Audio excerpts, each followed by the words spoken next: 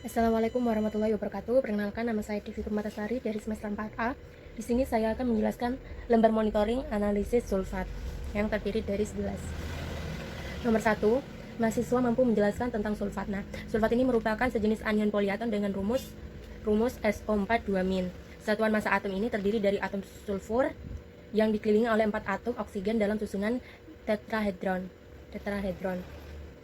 Nomor 2, mahasiswa mampu menggambarkan struktur kimia sulfat. Nah, struktur kimia sulfat ini adalah SO4 2-. Mahasiswa mampu menjelaskan asal-usul sulfat dalam perairan, khususnya air sungai. Nah, senyawa sulfat ini berasal dari limbah pabrik, kertas, tekstil, dan juga industri lainnya. Mahasiswa mampu menjelaskan bahaya sulfat. Nah, bahayanya sulfat ini dapat menyebabkan korosi, dapat memberikan bau, dan juga dapat mengganggu kesehatan. Nomor 5, mahasiswa mampu menjelaskan prinsip sulfat. Prinsip sulfat itu, ion sulfat ini bereaksi dengan barium klorida dalam suasana asam akan membentuk yang namanya suspensi sulfat dengan membentuk kristal barium sulfat yang sama besarnya dan diukur menggunakan spektrofotometer dengan panjang gelombang 420 nanometer. Nomor 6, mahasiswa mampu menjelaskan prosedur analisis sulfat. Nah, prosedurnya itu menggunakan 100 ml contoh uji, masukkan ke dalam Erlenmeyer 250 ml, terus dipindahkan masing-masing 50 ml dalam larutan sulfat ke dalam Erlenmeyer 250 ml. Setelah itu tambahkan 20 ml larutan buffer dan homogenkan dengan cara diaduk selama 60 detik sambil ditambahkan 0,2 gram sampai 0,3 barium klorida. Setelah itu, lakukan pengukuran menggunakan spektrofotometer dengan panjang gelombang 420 nanometer dan setelah 5 menit tambahkan barium klorida. Setelah itu lakukan analisis diplo dan triplo. 7. Mahasiswa mampu membuat larutan induk sulfat.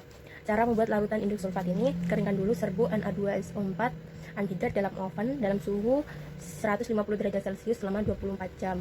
Kemudian didinginkan dalam desikator. Setelah itu ditimbang Na2SO4 ini, ditimbang Na2SO4 anhidrat sebanyak 1,479 gram dan larutkan dengan air suling bebas sulfat dalam lampu ukur 1000 ml.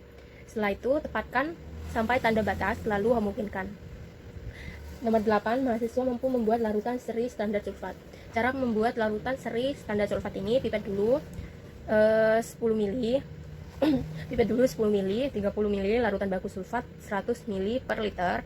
Masukkan ke dalam lampu ukur 100 ml. Setelah itu tambahkan air suling yang sudah bebas sulfat sampai tanda tertera sehingga diperoleh konsentrasi sulfat 0,0 mg per liter, 10 mg per liter, 20 mg per liter, dan 30 mg per liter. Nomor 9, mahasiswa mampu membuat kurva kalibrasi sulfat. Cara membuat kurva kalibrasi sulfat ini, setting dulu spektrofotometer terlebih dahulu sesuai petunjuk pada alat untuk pengujian kadar sulfat, kemudian dipindahkan masing-masing 50 ml larutan sulfat ke dalam Erlenmeyer 250 ml. Setelah itu ditambahkan 20 ml larutan buffer, lalu homogenkan dengan cara diaduk selama 60 detik sambil ditambahkan 0,2 gram sampai 0,3 gram barium klorida.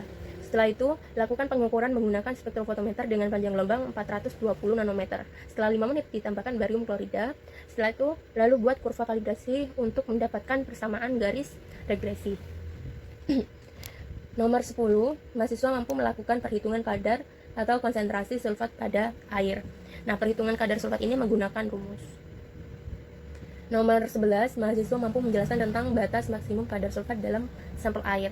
Jadi, batas maksimum kadar sulfat ini dalam air yaitu 250 mg per liter untuk air yang dikonsumsi manusia.